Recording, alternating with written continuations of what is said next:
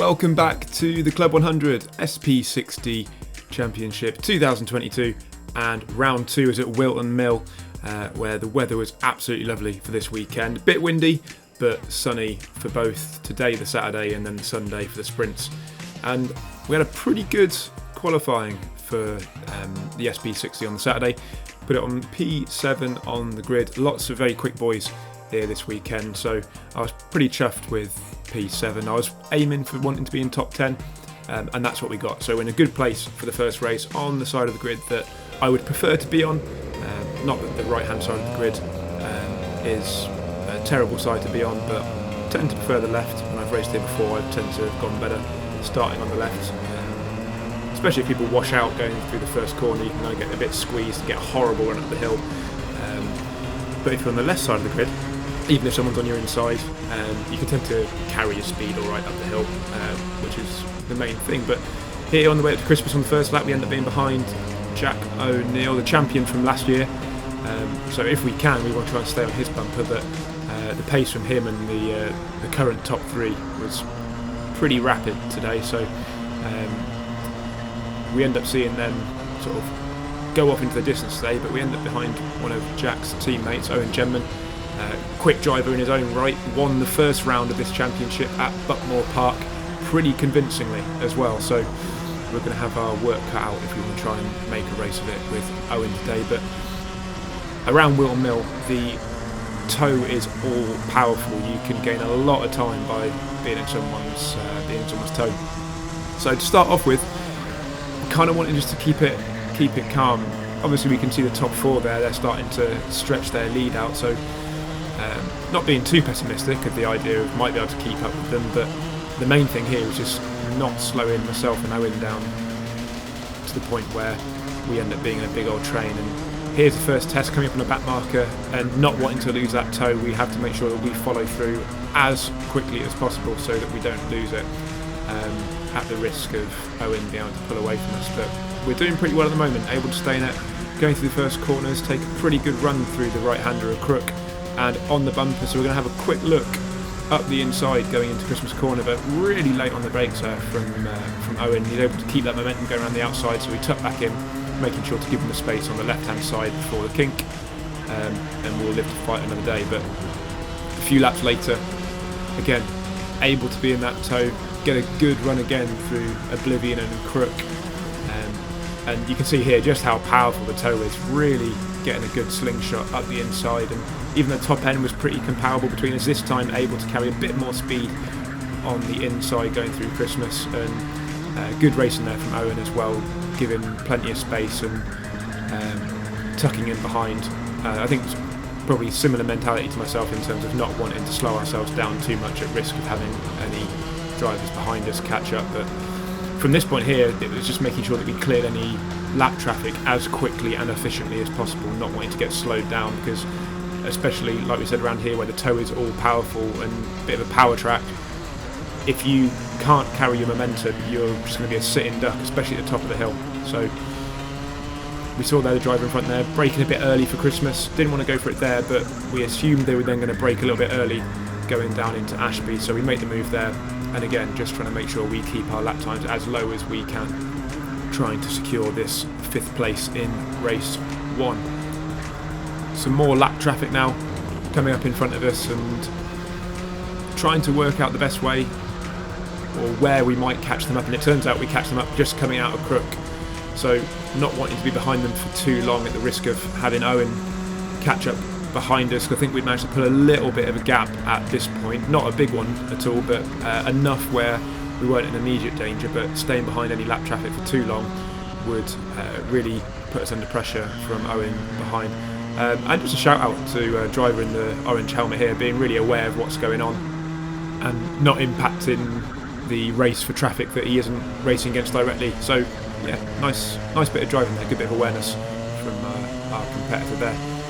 But coming towards the end of this first race now, we're catching up with a bit of a group of karts that we're trying to lap and get through, and a bit of a dangerous one here right towards the end of the race.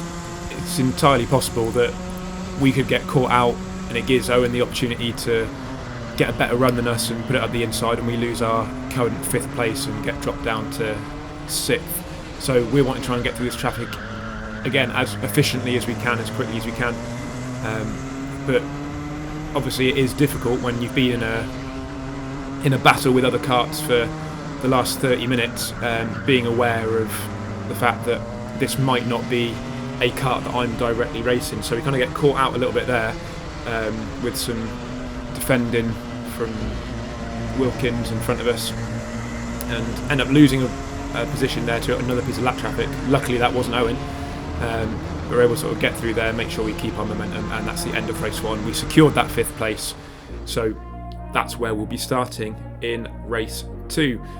Again, for the SP60, you have your qualifying, which sets your grid for race 1, and then your race 1 result sets the grid for race 2. You still get points for both races, so it's not the case of if you had a bad race 1, then you could make it all up in race 2 by finishing well. You still want to finish as well as you can in both races to maximise your points over the weekend, but it does give the opportunity to at least salvage some points had you had not a great race 1, a little bit like we did in Buckmore Park in round 1. But here we are, race 2, behind Mike Philippou, another Titan Motorsport driver, along with Jack O'Neill and Owen Gemman.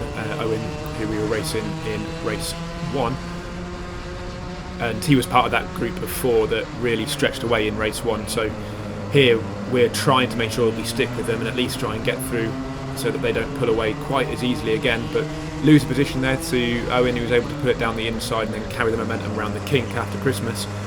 We're now behind Dante Dillon, who again was part of that group of 4 that really stretched their legs in race 1. So right now we're thinking there's a possibility here where if Dante can get past Owen, we can try and latch onto his bumper and see if we can go on through with him.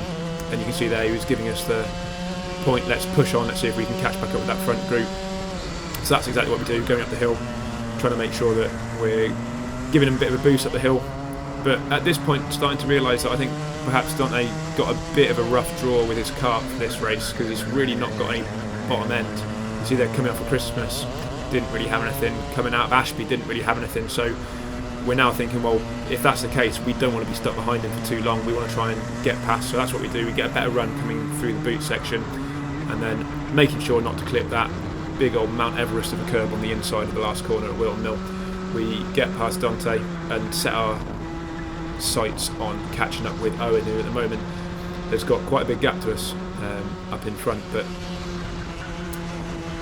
a couple of laps later he's got past his teammate Mike, and I think Mike possibly as well had a bit of a rough draw with his kart for this race. So with a bit of overspeed going up towards Christmas, we're able to get past Mike and again set our sights on getting onto that rear bumper of Owen in front. And over the next few laps we were able to chip away at it, possibly a tenth or so quicker a lap, maybe not even that much, but it was enough to be able to be breaking down that gap bit by bit until we were in the tow. And like we said in race 1, the tow was really important around Whilton Mill on this Saturday, which it is anyway, but on a windy day like this especially so, because you can gain a lot of time by making sure that you're staying nice and close to the kart in front. So as you can see here, starting to catch up on some lap traffic again, so a bit like in race 1, if Owen's going to go for that move, we want to make sure that we're there to capitalise on it as well, so that we don't lose out and have to break down that gap all over again. So going over the start finish line now, getting a good run, and we can see Owen lining up that move. He's already alongside the driver there with the white helmet, so we're thinking we need to make sure we get through there at the same time, and gets 2 for 1, and we're at risk there of not getting through with him, losing a bit of time, but we're able to slight it up the inside of Inkerman's.